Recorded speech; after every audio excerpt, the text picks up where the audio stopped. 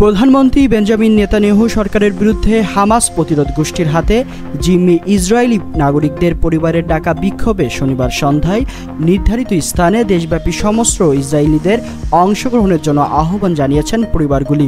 গাজায় বন্দী ইসরায়েলি জিম্মিদের পরিবার শনিবার বলেছে যে দেশটির নেতৃত্ব থেকে প্রধানমন্ত্রী বেঞ্জামিন নেতানিয়াহুকে বরখাস্ত না করা হলে গাজায় ফিলিস্তিনি প্রতিরোধ বাহিনীর হাত থেকে জিম্মিদের উদ্ধার করা সম্ভব হবে না। তেল আবিবের প্রতিরক্ষা সদর দফতরের কাছে আয়োজিত একটি সংবাদ সম্মেলনের সময় এই বিবৃতিটি দেওয়া হয়, যেখানে তারা দেশব্যাপী সমস্ত ইসরায়েলিদের একাধিক স্থানে শনিবার সন্ধ্যায় নির্ধারিত বিক্ষোভে অংশ নেওয়ার আহ্বান জানিয়েছেন।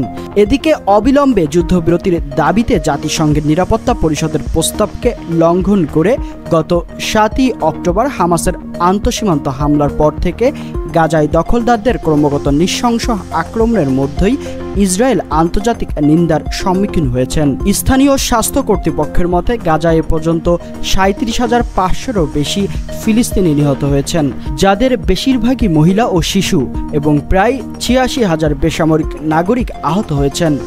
8 মাসের যুদ্ধের কারণে ইতিমধ্যে গাজার যোগাযোগ ব্যবস্থা সহ অবকাঠামো সমূহ ধ্বংসপ্রাপ্ত হয়েছে। তৈরি হয়েছে চরম খাদ্য অভাব।